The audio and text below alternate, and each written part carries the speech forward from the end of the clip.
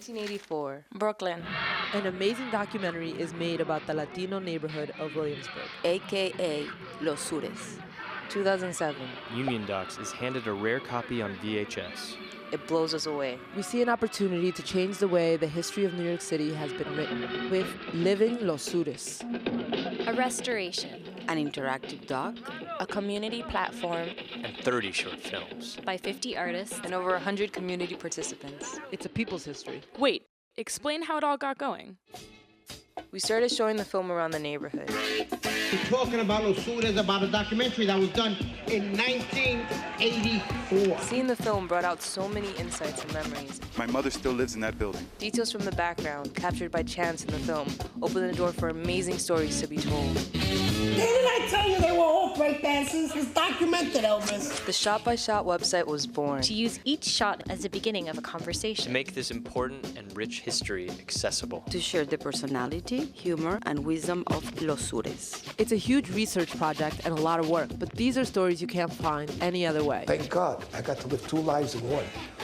The project was gaining steam, but we learned the film was actually in danger of being lost. Yes, but it was okay. There was one surviving print. And the New York Public Library had it. Yeah, library. We wanted to guarantee this film would be available for generations. The library allowed us to make a beautiful digital scan of the film. I'm gonna do my problems here. We tracked down the original subjects of the film, such as Marta In Viles. life you choose, you make choices, and you have to live with them. We produced 89 Steps, an interactive documentary about Martha's life today. That's me, me and my dog. What about the director of the film, Diego Echeverria? Yeah, we found it. It is quite unique to see that Union Docs has taken it as a way to inspire young filmmakers and to bring about a dialogue. The Union Docs Collaborative Fellows and have been producing over 30 short projects about life in Los Sures. Films about The Industrial Waterfront, salsa, the Last Caribbean Social the Club, fight against charter schools, El Puente's amazing performers. just to name a few. I don't know how the hell I did it, but I did it. The work has screened at important festivals and galleries and through special events around the neighborhood. This is a revolutionary form of New York City history in the making. Check it out, it's pretty cool. Living Los Sures? I gotta roll on. Sures.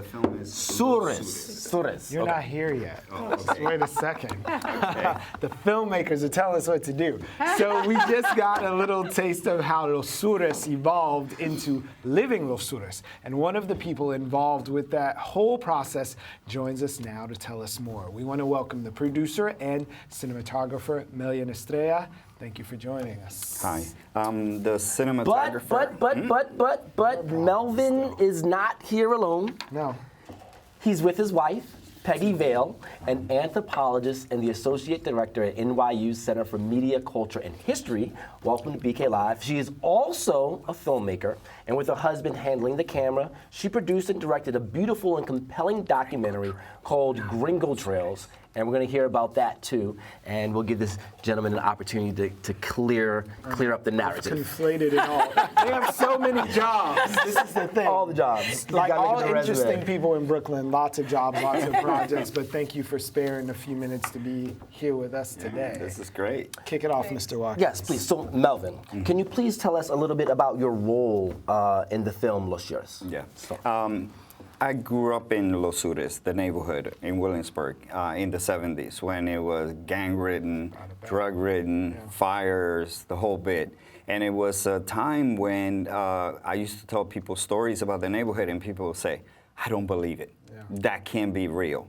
So the film Los Sures was filmed in 1984, and that film documented exactly my experience, the experience of all my friends. Pretty much half the people in the film I know personally. So even people passing by in the background, I also know. I go, oh my God, look at those people in the back. Time capsule, a video time capsule. And the filmmaker, Diego Echeverria. Diego Echeverria, who made the film, is an amazing filmmaker, but chose Los Sures because there was a need to show what Latino experience was like and to preserve it. Because one of the problems of making films in poor neighborhoods is that it's usually just negative, never anything positive, and he chose to tell full stories about real people. So speaking of those stories, Peggy, you're the anthropologist here. Like, what happens? We're in this moment of gentrification that happens to buildings, but also at this sort of peak cultural gentrification. So what happens when those stories of people become lost, when we don't have a body of film to preserve it? Well, that's exactly what happens. They become lost. And that's why I think it's so important for documentary filmmakers and writers and anybody that's doing any form of documentation, record the stories of people that normally wouldn't. And it's oftentimes, almost always, the people that have less power that were the results on the other end of gentrification. That don't have their stories told. So films like Los Sures and other films that tell those stories are critical, I think, to getting the word out. Well, you so say we don't lose them. it's critical, but why is it critical and at this time, right now, to tell the story about Los Sures? Like, why now? Well, Williamsburg, I mean, like our neighborhood, a neighborhood we met in, actually. I was one of the artist gentrifiers in 1987. Pioneer. And I was the local. He was the local. Decades later. The love story for our time. Opposite ends of the gentrification realm, but that, so the question, why is it important? Yeah, why is it important because now? Yeah. I think the city right now is in the throes of major gentrification in a way that has never, I think it's kind of peaking in some ways.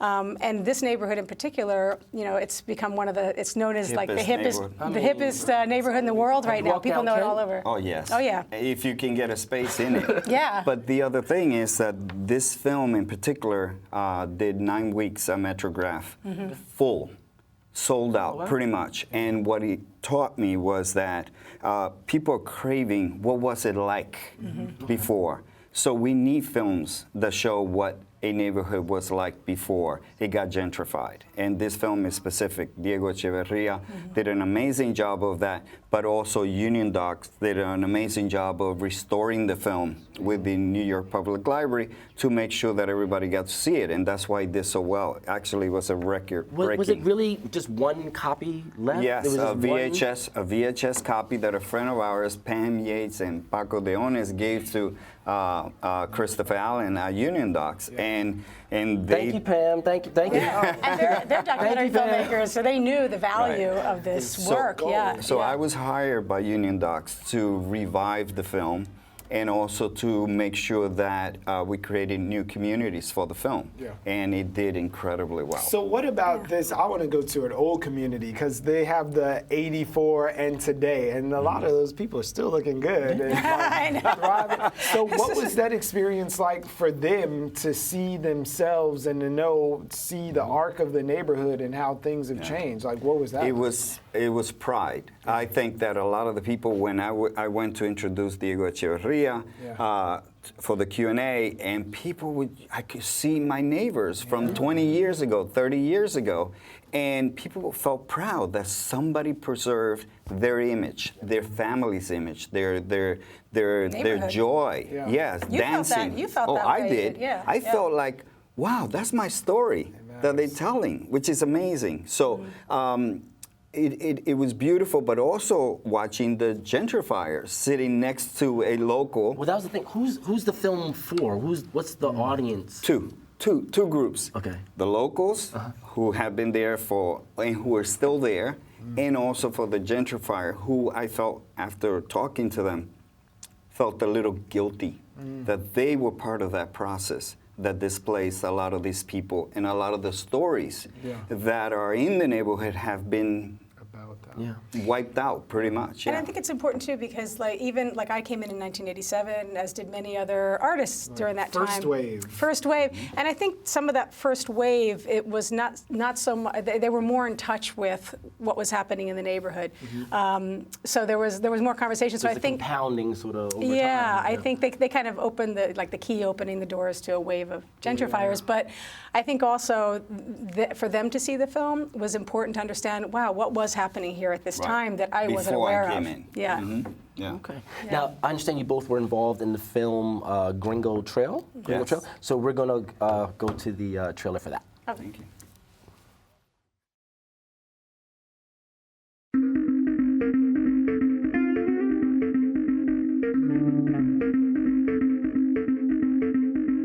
All of us alive now. We're sitting on this opportunity that was unimaginable to our grandparents. Suddenly, the world is open to us as it's never been to humanity before.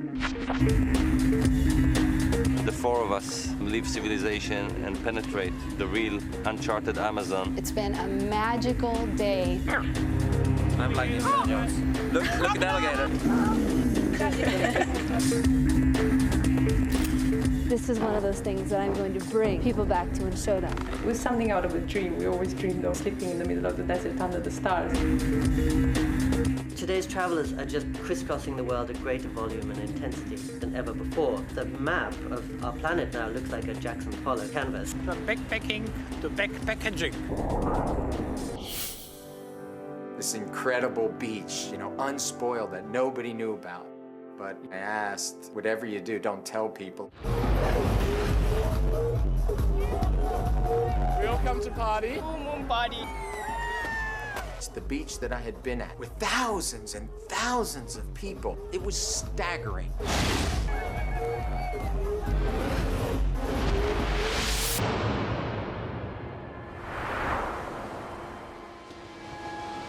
After 3-4 days, you start really seeing the complete lack of respect. And you have to keep that in mind when you travel. Tourism should have never been allowed to take place the way it did. It was anarchy. Where's all the plastic gonna go? Where's the waste gonna go? Where are people gonna go to the bathroom? What is our environmental footprint? What is our impact on the very cultures that we're visiting?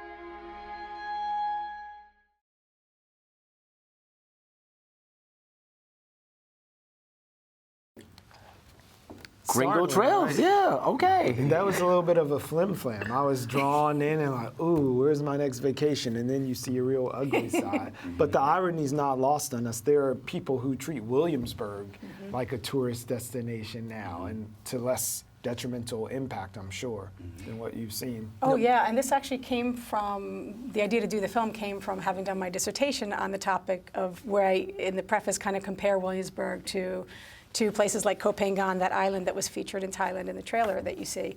And looking at over time, kind of, how storytelling helps the process of gentrification and tourism globalization, but that they're kind of similar processes in that primarily people from more privileged backgrounds, either middle class, upper middle class, are moving into lower income or low resource, low challenges economically places. So I kind of, I think there's some similar processes going on with displacement and so forth. So that's why we did. That's why we wanted to look at that and see so many comparisons there. Which is happening all over the world, in Nicaragua, in Costa Rica. So this is not gentrification is not just happening in limited places. It's all over the world. And it happens over a long period of time. So it's a matter of like thinking about planning differently too. And I think this kind of helped looking at things over time, whether it's Williamsburg or something like this. You two are sort of in a very unique position. You're talking about you see it happen over time. You met 22 years ago in a neighborhood that was described at the time as one of the worst ghettos in America. At the time. At the time. At the time. And now if you walk through Williamsburg, it's the most glitzy, glamorous, you can get anything you want, sort of, as documentary filmmakers, is it did you feel it was your calling, your duty to not only share what's happening in your neighborhood, but this is happening to you? Yeah. Well, yes, it's like happening literally to us. happening to us right now. Our house was just bought, and we're being asked to consider whether we can stay or not. We're like the last few left in the building right now, so we're in the prime feeling spot. exactly what the effects of gentrification. But as a filmmaker, it's also important to show, which is what we did in Gringo Trails, was show all of the steps of gentrification. It doesn't come in instantly, and most of the time, the locals are not prepared. Politicians don't prepare the local community to buy property ahead of time, to buy their apartments ahead of time when it was really, really cheap. And this is like the advanced stages now of gentrification. So we're like, it's becoming Condor Corridor in our neighborhood. Becoming? We're not upset about the sushi restaurants that we love. The upside. The upside. Right. But there's some real concrete consequences that come along with this. And looking at your film, you got the opportunity to travel around the world. Is there a place where you're really sort of holding your breath for them, where you see the wave coming and just know they're not ready?